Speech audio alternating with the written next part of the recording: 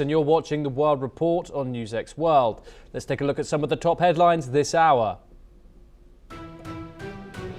Russia confirms talks with Ukraine and the United States will now take place on Wednesday and Thursday in Abu Dhabi.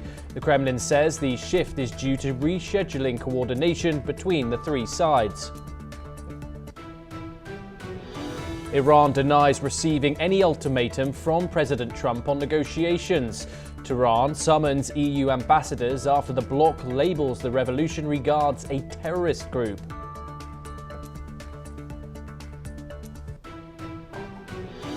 Israel says the Rafah crossing will open today for limited medical transfers from Gaza. Only 150 people a day are allowed to exit, with 50 permitted to enter from Egypt. Drones target the airport in northeastern Kisangani in Democratic Republic of Congo. Local authorities say 8 drones are neutralized and no casualties are reported. China sentences former Justice Minister Tang Yijun to life in prison for bribery. The ruling is part of Beijing's broad anti-corruption drive. Right-wing candidate Laura Fernandez wins Costa Rica's presidential election in a landslide. She secures a first-round victory after pledging a hard crackdown on violence linked to drug trafficking. Former UK ambassador to the US, Peter Mandelson, resigns from the Labour Party. The move follows fresh reports about his links to Jeffrey Epstein. Bad Bunny uses his Grammy acceptance speech to denounce US immigration raids. The Puerto Rican star tells the crowd migrants are human and American too. Those are the headlines this hour. We move to our top story, and the Kremlin has confirmed that the next round of Russia-US-Ukraine security talks will take place in Abu Dhabi on the 4th and 5th of this month. The Kremlin spokesperson Dmitry Peskov said that Russia and Ukraine have narrowed their differences on some issues, though more complex matters remain unresolved. Though he stressed that the Kremlin will not provide details on the last round of talks between Russian Special Envoy Kirill Dmitriev and US officials. These meetings are part of the ongoing effort to find a diplomatic path forward. Moscow says it continues to coordinate closely with Washington and Kiev, aiming to address key security concerns. Joining us to discuss this situation upcoming in Abu Dhabi is Gilbert Doctorow, an international affairs expert, joining us live from Brussels. Gilbert, thank you very much for joining us. It's always a pleasure. Of course, these talks are much anticipated. Later on this week, the 4th and the 5th of the month, we'll see the second round of trilateral talks between the US, Russia and Ukraine. Some ironed out differences reported between the Russia and Ukrainian side. What are those things that have been ironed out, and what is very much going to be front and center to these talks in the UAE capital? I think that we have to admit that the efforts by the United States and by Russia to keep their talks secret behind closed doors without any leaks, by using, instead of the normal diplomatic channels, the personal envoys of President Putin, Mr. Dmitriev in particular, and Mr. Witkoff for President Trump, without leaks. Now, that is to say that none of us, and absolutely none of us, know with any certainty what is going on. But let me share with your audience what could be going on. And it has very little to do with the Russia-Ukraine situation, though it would explain the postponement of the talks from what it should have been yesterday, Sunday, to what is now said to be Wednesday. I have in mind Iran. Mr. Trump has put enormous pressure on Iran and has threatened strikes, which could have taken place yesterday or today, but so far have not. At the same time, Mr. Trump appears to be backing away from the the use of force and says that there's some discussions going on. Well, I believe the discussions are going on with the assistance and participation of the Russians. Let us look at what happened in the last several days. You had the head of security, the Security Council in Iran, visiting Moscow and speaking to President Putin in Moscow. The next day, you had Mr. Dmitriev going to Miami. This was described as a trip to continue the discussions of the working group on improving U.S.-Russian commercial ties, trade ties, and so forth. In the present situation, where the meeting of the tripartite meeting on Ukraine was postponed indefinitely, only we learned today that it's going to be on Wednesday, that was postponed, which means there was a kind of crisis in the relations between the United States and Russia. And the crisis is over Iran. And I think it is highly relevant to say that are you there? Gilbert, apologies for the interruption. I want to focus on these talks, of course, in Abu Dhabi coming up. Security guarantees, another issue which has reportedly been ironed out. Of course, the main issue here is going to be territory going into these talks on the 4th and the 5th. In terms of security guarantees, this document is supposedly 100% done. Zelensky says it's 100% done and is just waiting for President Donald Trump's signature. How much is that going to play, these so-called US security guarantees, into these talks and how Moscow is going to approach them? I think if you missed the last several minutes of my remarks, then I have to come back to them, because there will be no security guarantees. There will be no agreement whatsoever. There will be no meetings between the United States, Russia, and Ukraine if another issue isn't solved. I'm saying that the weekend was a point of interruption of US-Russian relations over the United States' imminent attack on Iran, which did not take place. And when it did not take place, a date was given for the renewal of talks between the United States, Russia, and Ukraine. This is not an accident. These two things are directly connected. What we're talking about is Russia breaking off relations with the United States if the United States attacks Iran. That is what we're talking about. The head of the Iranian Security Council was in Moscow on Friday. On Saturday, Mr. Dmitriev went to Miami. He wasn't talking about what they said they would be talking about, the improvement of U.S.-Russian trade relations. That's utter nonsense. The point of breakage in U.S.-Russian relations was over Iran. And apparently they reached agreement on that. And what they may have agreed upon is that the Iranian enriched uranium will be shipped to China. That is what is possibly going on. So everything else that we are hearing coming out of Moscow, coming out of Washington, is disinformation, which is intended to keep you, me, and your audience uninformed. Gilbert Doctorow, thank you very much for joining us here on NewsX World. It's always a pleasure to speak to you on these issues. We now move on to our next story. And the European Union has welcomed the reopening of the Rafah border crossing between Gaza and Egypt, calling it a vital lifeline for Palestinians. EU Foreign Policy Chief Kaja Kallas described the move as a positive step in the broader peace plan for the region. She said the crossing will provide critical access for sick and wounded Palestinians in Gaza, and the EU has also deployed a civilian mission to monitor operations at the border and support Palestinian border guards. Officials hope the reopening will help ease humanitarian pressures and advance ongoing peace efforts in the region. Joining us now in this discussion is Ali Mohammed Abushbak. He is a Middle East researcher. He joins us live from Cairo. Thank you very much, Ali, for joining us.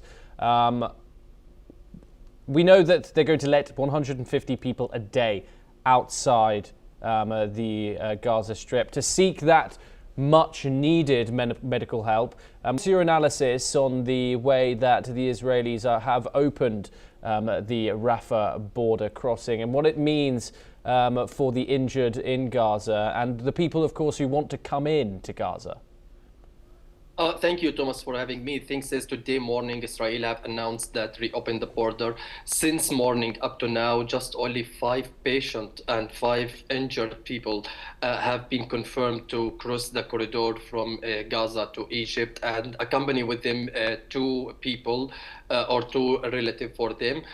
Since now, just only 5 out of 50 persons or patients from Gaza. According to Associated Press, they confirmed just only 50-50 because yesterday it was the news about 150 for the people, for the Palestinian who will leave Gaza, and 50 people from outside Gaza to in Gaza. Up to now, the confirmation, it's about just only 5 people, 5 patients or injured civilians.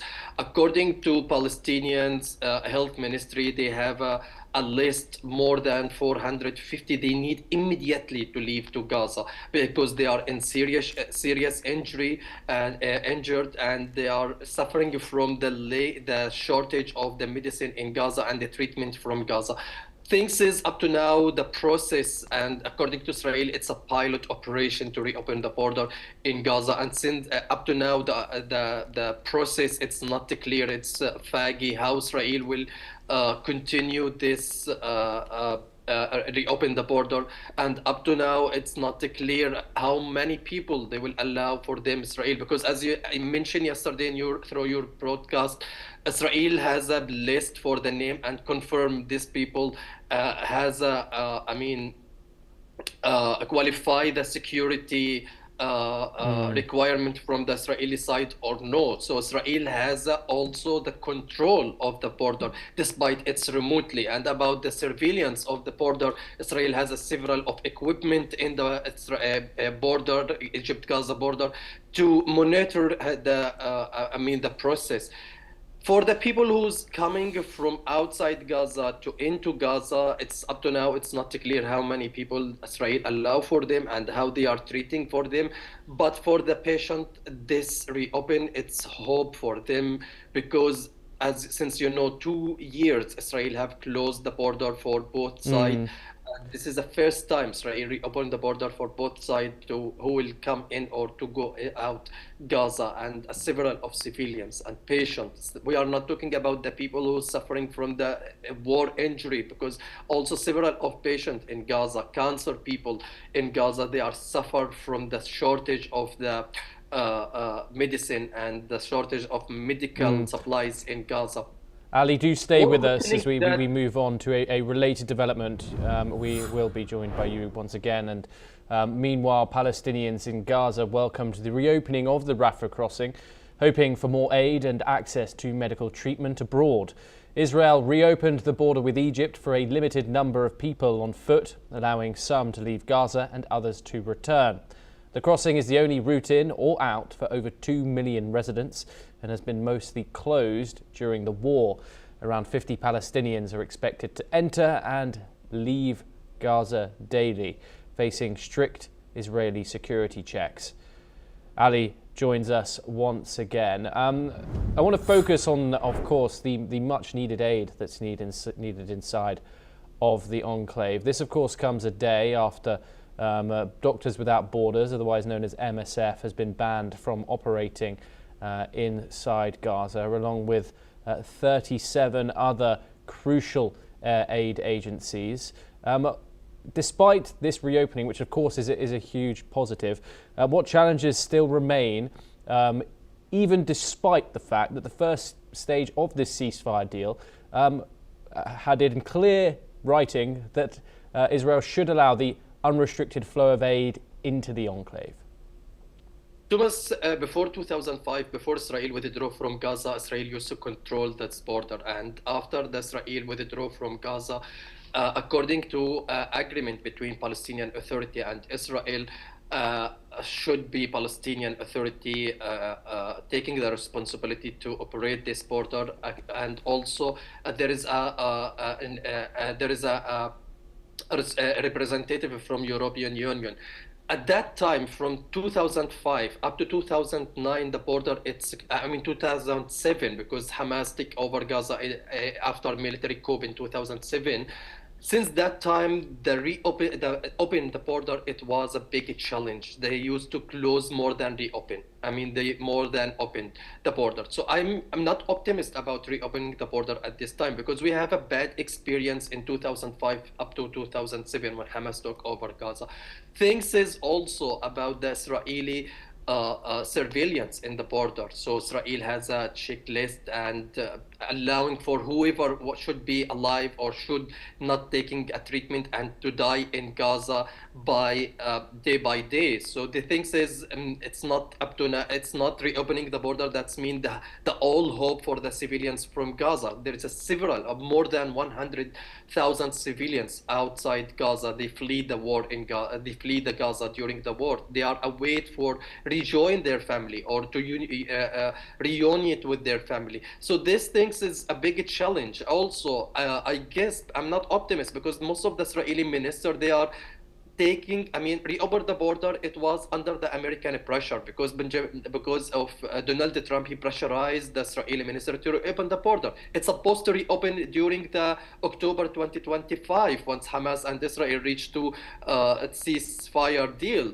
But Israel, Benjamin Netanyahu used to buy the time, and he used to create a pretext to maintain this issue. Things here also, Thomas. Netanyahu's policy, he wants to create a chaos in Gaza, inside the enclave. So if there is the people, it's not going to take the treatment. Most of the people still hanging in Gaza. Several of people who's outside are still hanging outside Gaza. This is create a several of issue, especially we are talking about society issue, because since this is a humanitarian crisis in Gaza. It's not well solved by 1 year. If we are talking about 50 patients from Gaza to flee from outside Gaza, that's a very limited number. It's not it's not logistic. It's not here it's not giving a Palestinian a glimmer of hope. Just only the people and the chance to leave Gaza or to go back Gaza. It's a very limit for anyone. Here the things and the channels. Worth mentioning that Thomas, reopen the border is only for not a humanitarian aid or for a humanitarian crisis or issue. That is will not solve the miserable situation in Gaza. It will not solve this kind of issue in Gaza, because Israel still control the border of Kerem HaShalom or Kerem Salem in Gaza, which most of the humanitarian aid to flee to Gaza through that border. So this kind of reopen the border is just only for a personal civilians. That doesn't mean the humanitarian crisis in Gaza it will finish, or they were going to treat this humanitarian situation in Gaza is still. And also about reconstruct Gaza, I guess the second phase of the negotiation or the deal between Hamas and Israel. Today we are on through it. It's a huge challenge about demilitarize Hamas. That's make it more challenge, and that's make Israel control the life in Gaza. Israel, according to them, when Ali, apologies. I'm so sorry to interrupt you. Unfortunately, we have run out of time on this story, but thank you very much for taking the time in joining us. We'll of course bring you all updates coming out of the ongoing situation in Gaza as soon as we get them here on the channel. We now turn over to South Asia, and Pakistani security forces continue hunting separatist militants across southwestern Balochistan following coordinated attacks that killed nearly 50 people, including 17 security personnel and 31 civilians. The Baloch Liberation Army claimed responsibility for the strikes, named Operation Heroth or Black Storm, targeting schools, banks and security installations. Pakistan's military said it killed 177 BLA fighters in 3 days of fighting, with Interior Minister Mohsin Naqvi warning that Indian agents and their facilitators will be completely eliminated. India has denied the allegations, urging Pakistan to address long-standing domestic grievances. The attackers dressed as civilians and used human shields, highlighting the escalating security challenges in Pakistan's largest and poorest province. Joining us now is Major General Dr. S.B. Asthana, an international strategic and military analyst, joining us live from New Delhi. Thank you very much for taking the time here and speaking to us on this issue. How significant is the scale and coordination of this latest offensive by the Baloch Liberation Army compared to previous BLA operations? See, this time BLA seems to be much more determined, and it seems that they are looking a step ahead. Also, they have coordinated with TTP, which is the other organization in Khyber Pakhtunkhwa, which also has got a problem with Pakistan military. Now, Pakistan military has been causing a lot of atrocities to Baluchis, and Baluchis are fighting for their survival, as well as taking revenge of people who have been missing or who have been abducted. So apparently this time the preparation seems to be much better. It seems to be better coordinated, and the number of attacks and simultaneous attacks at different places, this indicates a higher level of preparation this time. And Pakistan claims it kills 177 BLA fighters in 3 days. How credible are these numbers, and what does it say about the instability of the region? See, I will keep these numbers under doubt for a simple reason, because Pakistan military, they are famous for firing randomly, and even those civilians who get killed, even the activists who get killed, they name them as militants. So number of people killed of 150 is not a surprise, certainly, but whether all of them are militants or otherwise, that's a question mark, and that question mark remains. And of course, you also get a different kind of confirmation from the Baluchi side, who say no, these people, many people have not been killed.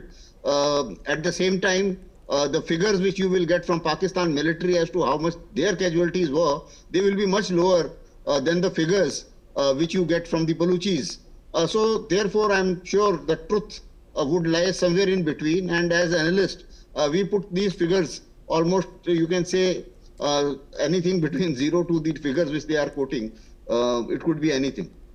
Okay, do stay with us, Dr. Asthana, as we move on over to our next story. And we head to the United States. And the US says it has begun talks with Cuba's leadership as President Donald Trump pushes for a deal days after threatening Cuba's fragile economy with what he described as a virtual oil blockade. Trump called Cuba a failing nation without Venezuela's support and said negotiations are underway, though he gave no details on what a deal might include. Washington's pressure has intensified since a U.S. operation ousted Venezuelan leader Nicolas Maduro, cutting off a major source of oil for Havana and exacerbating fuel shortages. Trump signed orders threatening tariffs on countries that sell oil to Cuba, a move Havana says is aimed at suffocating its economy. Mexico says it plans to send humanitarian aid, including food and supplies, even as diplomatic efforts continue over oil shipments. Cuba has accused the US of economic coercion as fuel lines grow and power cuts deepen across the island. Joining us once again is Dr. Asthana to discuss this further. Why would the United States now announce that it's starting to talk to Cuba amid this maximum economic pressure as opposed to before? This is typical Trump's way of handling everything by economic as well as by military coercion. Now, what he has done is that Cuba, as you rightly mentioned, was being supplied maximum oil by Venezuela. And if you cut out Venezuela oil, then Cuba gets starved for energy. At the same time, the other supplies also, once you have a blockade, obviously Cuba is a small island with much lesser military or military capability to resist the blockade of United States. So actually it is a humanitarian crisis being caused by the economic coercion by President Trump. Now when he says that I will sanction other countries who are going to help, that also again is a humanitarian issue. And that is why if you, as you mentioned, if I have to analyze that, Mexicans have rightly called it as humanitarian aid, that they want to give humanitarian aid, because it is going to cause a humanitarian crisis in Cuba for sure, whether it is in terms of food, whether it is in terms of the energy and transportation. So I think the maximum pressure tactics of President Trump is basically to somehow put Cuba in a situation where they get subdued and do not support, because if you recall, Cuban military was supporting Venezuela and they had their footprints in Venezuela. So he is basically trying to punish Cuba for whatever has happened earlier. At the same time, Cuba had a very strong links with Russia at some point of time. If you recall, the Cuban crisis of 1962, that became a major crisis. But as of now, Russia is involved in Ukraine war. So United States feels that this is an opportune moment when they can press on Cuba without perhaps Russia acting that aggressively as it acted in 1962. Back to you. Yes, Major General S.B. Asthana, thank you very much for taking the time in joining us here on NewsX World. It's a pleasure to have you. We now turn to East Asia for our last update, and Japan components manufacturer TDK has said that it is being affected by Chinese export restrictions on rare earths and is taking steps to diversify its procurement sources. China last month banned exports of dual-use items that can be used for military purposes to Japan, with the items including rare earths amid a diplomatic dispute. TDK Chief Financial Officer Tetsiju Yamanshini said that the procurement of the materials has reached an extremely difficult stage. Yamanshi has said that the company is developing technology to produce magnets without rare earths or using them as little as possible. While further speaking on this, Yamashi had said that the impact began last year, not in January, with the company maintaining production using stockpiled materials. Well, that's all that we have time for this hour. Keep watching NewsX World for more international news updates.